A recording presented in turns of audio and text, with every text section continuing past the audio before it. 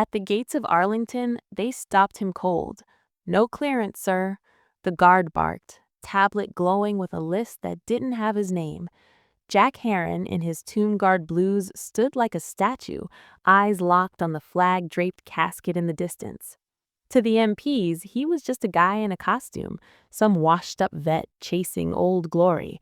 But they didn't know, couldn't know, that 14 years ago, in the fire and dust of Fallujah, this man had carried a general out of hell itself. And as the drums began to roll, the one man who did know, a four-star legend with a debt etched in blood, was already on his way to set things right. Before we dive into this story, where are you watching from? Let us know in the comments. And if you believe that values like honor, courage, and sacrifice still matter, join us in keeping their legacy alive.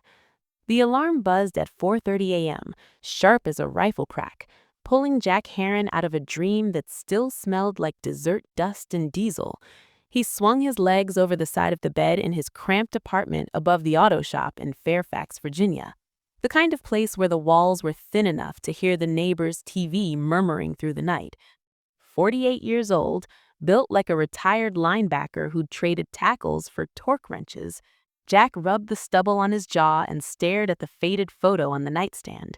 It was him, 20 years younger, in the crisp blues of the old guard, standing sentinel at Arlington, the tomb of the unknowns. 21 steps, reverse arms, the eternal vigil. That badge still hung on the wall like a ghost, gleaming under the single bulb he'd flicked on. Coffee first, black, strong enough to strip paint, poured from a pot that had seen better days. As the steam rose, Jack's eyes drifted to the envelope on the kitchen cable. It had arrived 3 weeks back. No frills, just a plain white thing from the Thornton family. Not an invitation to the general's funeral, just the facts. Date, time, Arlington National Cemetery. General Elias Eli Thornton, 4-star legend, gone at 65 from that bastard cancer that ate him from the inside out. Jack had read it 17 times, folding and unfolding the creases until they were soft as old leather. Eli, the man who'd laughed like a thunderstorm rolling over the dunes, but fought like the devil himself in the streets of Fallujah.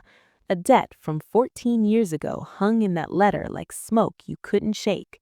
Jack stood, his joints popping like gravel under tires, and crossed to the closet.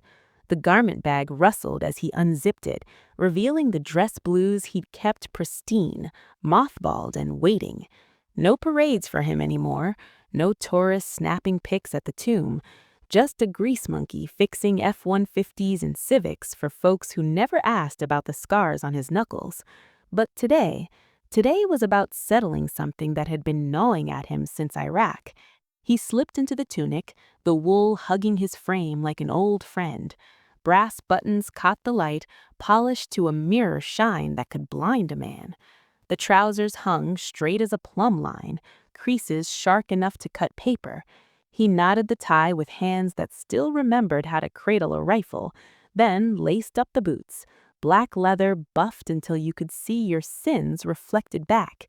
In the mirror, the man staring back wasn't the corporal who charged into hell without a second thought.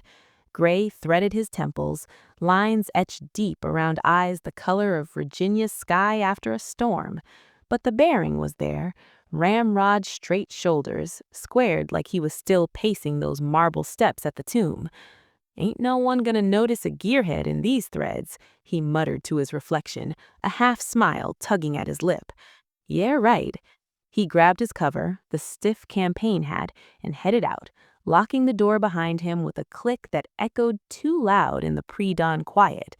The bus to D.C. was half empty, a mix of early commuters nursing styrofoam cups and a couple of vets dozing in the back. Jack stared out the window as the suburbs blurred into the Beltway, sprawl, the Potomac glinting silver under the rising sun. His mind wandered back, unbidden, to the days when he'd guarded the ghosts at Arlington, the old guard, the 3rd Infantry, America's sentinels. One foot in front of the other, bayonet fixed, the weight of history on your shoulders. It was after Iraq that he'd done his tour there, a way to honor the brothers he'd lost. But Eli had been the bridge between the sand and the stones.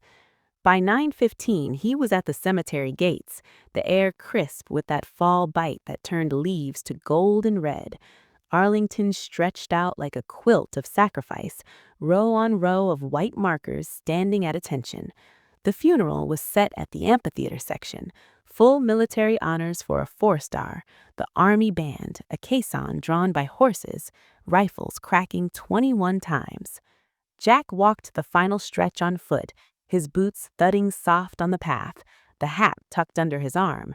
He could hear the distant murmur of voices, the low rumble of engines as VIP cars pulled up. At the security checkpoint, a young sergeant stepped forward, her name tag reading Reyes. Mia Reyes, 28 if he had to guess. Latina, fire in her eyes, earpiece coiled like a snake. She held a tablet, scanning the crowd.